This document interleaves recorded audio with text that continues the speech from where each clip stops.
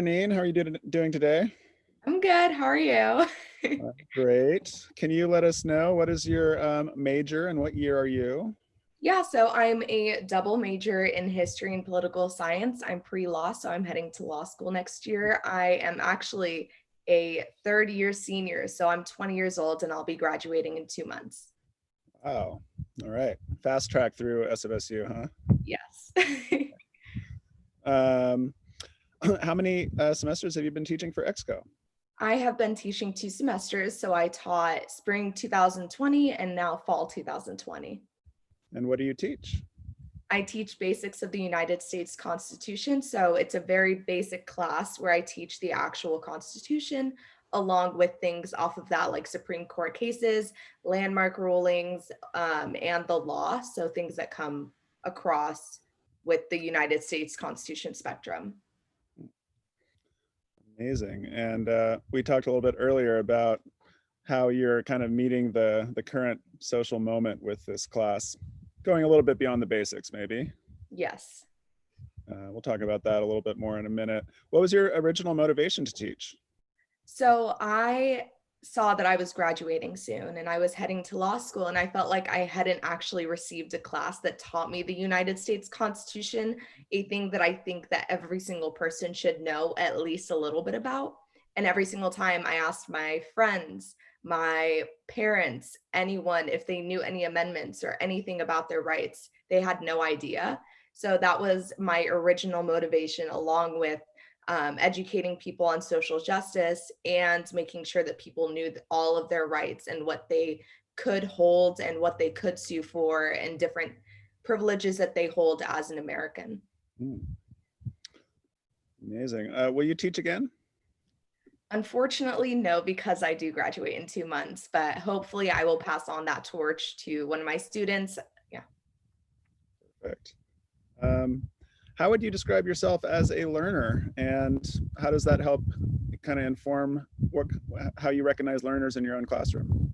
Yeah, so I am a very much hands-on kind of learner. I love to take notes. I love PowerPoints, lectures, which is something that is unpopular nowadays, but I find that I learn through being stimulated by hearing and visuals. So that I think the combination of the two is how I identify as a learner, and which is how I kind of teach as well. Great. Can you describe one of your kind of typical lessons? Yeah, so I'll be teaching from the, let's say, the Fourth Amendment to the 10th Amendment. And in that, I bring in Supreme Court rulings. I put in a discussion in between. What do you think the ruling of this case was after I get to the facts? And then I'll show a short video. For the Fourth Amendment, I went through and showed amendment or court ruling videos, along with some videos informing people of their rights. With the Fifth Amendment, I taught about how to plead the Fifth, Mm, along with ICE. And I provide a PowerPoint, and where I do that is I kind of incorporate discussions along with videos, along with information. uh-huh. So it sounds very multimodal in Yes. multiple ways. Yeah. We chatted a little bit earlier about how you're creating really important spaces for your students to be vulnerable with you within this topic, and describe how you do that. Absolutely. So I think that when we're talking about the United States Constitution, it is absolutely impossible to go around the fact that there are racial injustices occurring within the social just or within the criminal justice system. So it's super important that we talk about kind of how the Fourth Amendment disadvantages people of color, or how people of color are facing different treatment with police officers, or in regards to ICE. So I think that it's super important that I provide my students with a space that they can feel comfortable.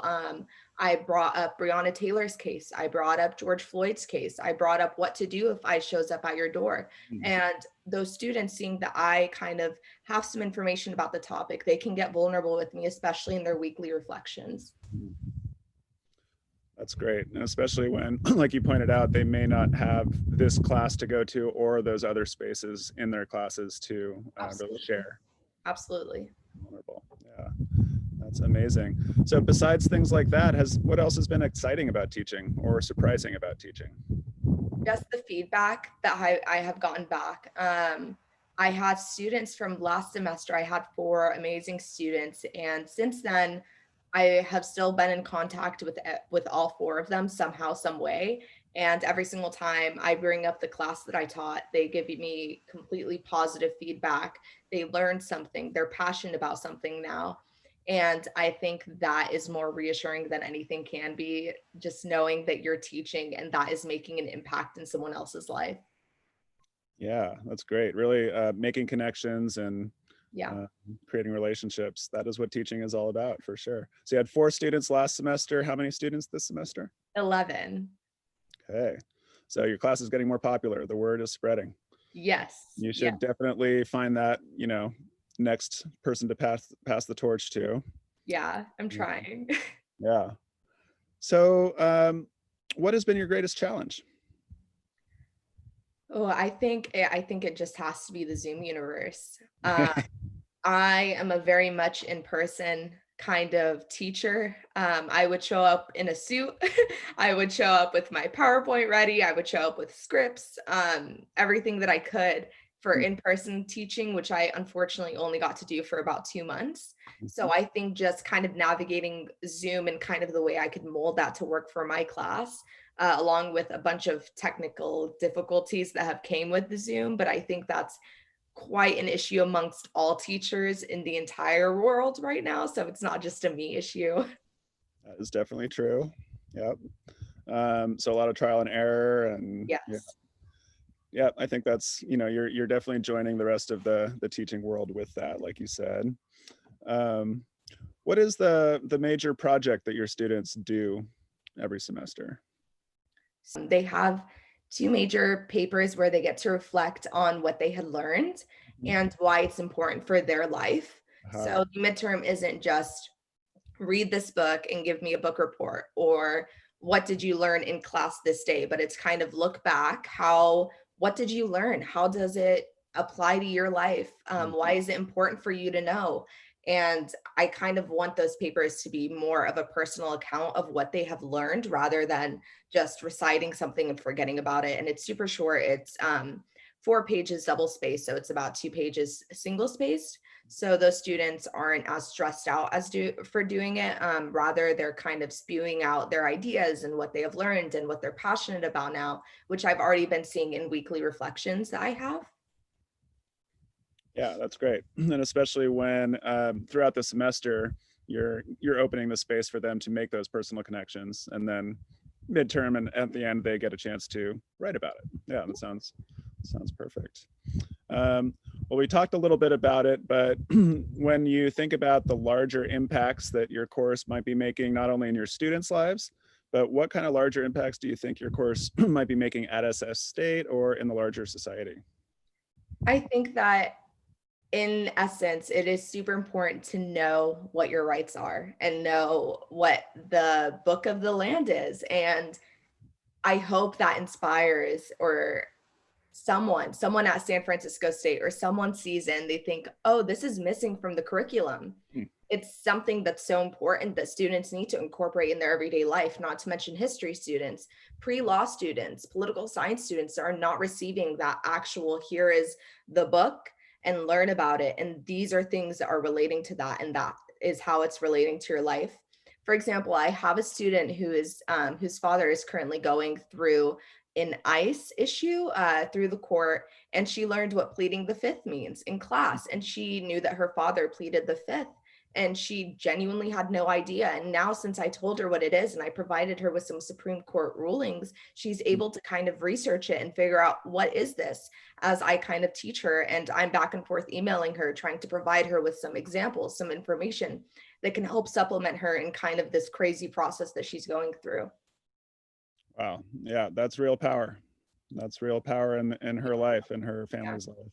Yeah. Well, amazing, Raneen. I want to say that from the whole EXCO community, we thank you for your teaching and for your contribution to SF State through EXCO. What's maybe a word of advice that you have for future EXCO teachers or for anyone who's thinking about teaching for EXCO coming up on this October 23rd deadline? So I say teach with your heart. Teach something that you're passionate about. Teach something that you want to learn more about, something that you see kind of missing within the curriculum, even if it's focusing on something small, like a book, like the Constitution. And I think teaching something that you're extremely passionate about and something that you think will impact people's lives beyond university years is so, so important. And making sure that you can learn as you teach, which is so important, especially within EXCO. Amazing. Well, you're an amazing teacher. I want to encourage you to follow that throughout your time as a lawyer. You know, you can always be teaching no matter what you do. Of course. So thank you for your time, and I hope you enjoy the rest of your day. Thank you. You too.